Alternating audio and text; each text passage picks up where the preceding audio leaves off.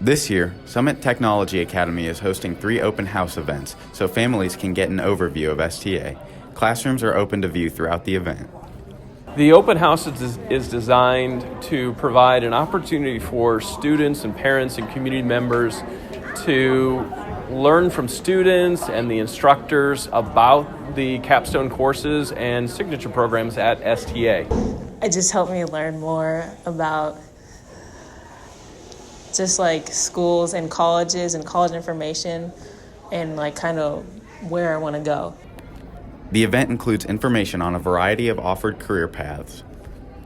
It provides an opportunity where they can talk with the students who are taking the classes right now, and then also answer those questions that are more practical in nature, questions that they can't get answered on the website or from a catalog.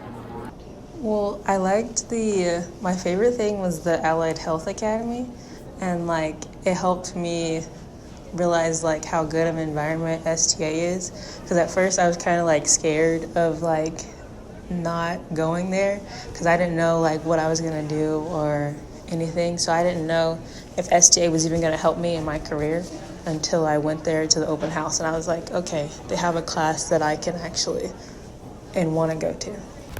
This is Jory and Lauren for BTV.